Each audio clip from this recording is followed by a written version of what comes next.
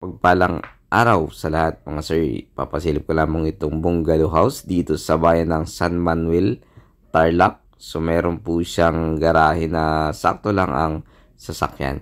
So yung property niya kasi nasa likod. So property po nila ito ng kanyang kapatid.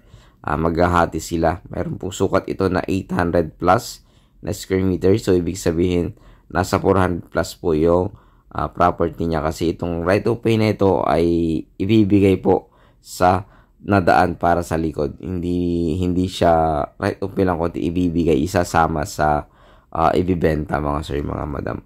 So ayan, yun yung gate kasi isa pero okay naman na pag-usapan nila bago ko po binidyo ay nag-usap naman sila about po dito mga sir, mga madam. So itong property mas malapit siya sa Tiplex ng Rosales exit. So ito po ay along MacArthur Highway. Ayan, malapit din po ito sa SM Rosales.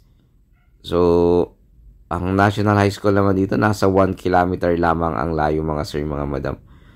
So ayun, tingnan natin yung property para po makita ninyo. So itong right to pay or daan mo ay daan na maibibigay sa bibili ay sakto po talaga ang sasakyan. Maluwag po ito sa personal mga sir. So tara tingnan natin yung bahay na bungalow house. May 2 kwarto. At the same time meron siyang banyo, CR. May space pa sa likod mga sir, mga madam. Kung gusto mo po mag-extend o gusto mo magtanim-tanim ng gulay sa para pang ulam lang mga sir. So ito po yung boundary na sinasabi dito sa part na ito, diretso dyan sa may bugumbilya. So, yung space naman dito, ayan, diretso hanggang dito, tapos, diretso doon sa may bugumbilya, ayan. Pag ganun siya, tapos pag ganun. So, yung garahe ay sakto pa rin. So, nasa 400 plus po ito mga sir, mga madam, kasi kung ano po yung masusukat, yun po yung ibibigay nila kasama yung daan. At kung sosobra po sa 400 plus or yung hati ng kanyang kapatid ay babayaran po ng ating seller sa kanyang kapatid. Basta yung masusukat na susobra ay sila daw po ang mag-uusap kung magkano. So ito po yung boundaries. Ayan, diretso po rito sa kinatatayuan ko. Ayan, maluwang po yan mga sir, mga madam, yung daan na yan. So sa personal makikita nyo po. So ayan, diretso po dyan sa bugumbilya na yan. Tara tingnan natin yung bahay para po makita ninyo mga sir. At the same time ay makita nyo po kung ano po yung mga dapat pang gagawin. So ayan yung bahay mga sir. Meron siyang terrace. Ayan, makita nyo mayroon siyang terrace. At the same time gusto nyo ipalitada lahat, pwede pa rin naman po mga sir. Pwedeng wrap lang para pag nagpintura ka ay mas tipid po siya. So, ayan, bungalow house. Wala pa po siyang bubida. Pero naka-tiles na po siya mga sir. Ayan, meron silang division sa gitna. So, bahay lamang yung binibenta mga sir. Yung divider, baka maiwan daw po yan. Kasi parang malaki na siya masyado. Or depende. Pag-usapan po mga sir, mga madam. So, ayan, wala pong bubida. Pero itong kwarto na ito, pwede ka pong maglagay ng aircon. Kasi nga may space sa side. Papakita ko po mamaya. Ayan. Kung makikita nyo, wala po talaga siyang bubida. Yung cabinet, ewan ko kung may iwan. Kung naka-fix yan, siguro may iwan po yan. Pero, tingnan natin kung ano pong masasabing sir. Basta yung divider daw, pwede daw po yung maiwan mga sir. Kung ayaw nyo naman, ipamigay nyo po sa agent. Ayun. So, ito po yung pangalawang kwarto. Sa 2 bedroom lang to. Sa mga pang-family lang talaga na may 1 o 2 anak, pwede na po ito mga sir. Pero may space pa po sa likod, pwede kang mag-extend po doon ng kwarto kung malaki-laking pamilya po kayo. So ito pa naman yung dining area. Ayan, meron namang pintuan dyan papunta sa likod, kaya pwedeng mag-extend po dyan mga sir. Or pwedeng gawan ng paraan. So ito naman yung shower area or banyo nila. Ayan, yung CR kasi nakahiwalay dito sa shower area nila. Ayan. So, ayun.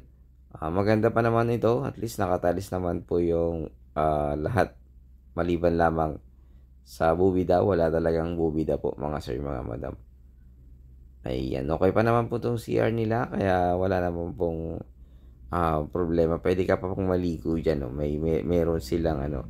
Pero sa ngayon ay deep well po yung gamit nila. May nawasa po dito sa lugar na ito pero deep well po ang ginagamit dito sa bahay na ito kasi hindi naman po laging natitirhan kasi nga may bahay pa po sila sa Villasis, Pangasinan itong may-ari. So, rason kung bakit binibenta, kailangan po nila ng pera para po sa health problem at syempre para sa mga anak, mga sir. So, papakita ko po tong side ng property.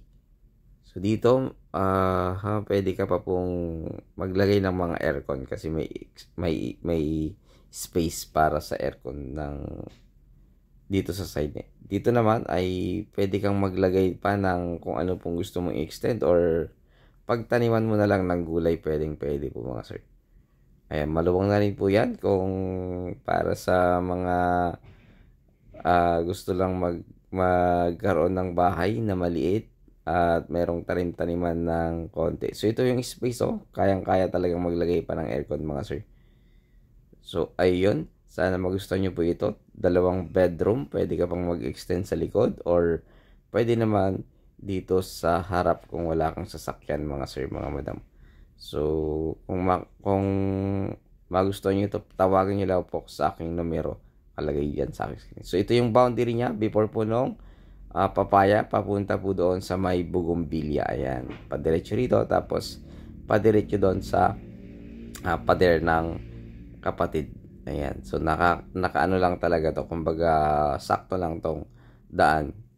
So, sana magustuhan nyo pong property na ito. So, pwede daw pong pakiusap ng may-ari naman dito sa harap. Dito na lang mag-gate para naman makagamit din sila ng daan dito sa harap. Pero nakaano pa rin to. Nakasali pa rin doon sa title nyo itong harap para wala pong problema. Pero nakikiusap po sila na kung pwede ay wag ng bakuran dito sa Maykan. So, ayan. Along MacArthur Highway. Ayan. So, wala ka ng problema kung paglabas mo ay MacArthur Highway na agad. Kung mayroong emergency or may gusto kang puntahan na gusto mong mag-commute, napakalapit lang po mga sir, mga madam. So, ayun muli. Maraming salamat. Ito po ang lingkod Agent Joel. Sana po ay magustuhan nyo po ito. 2.5 million.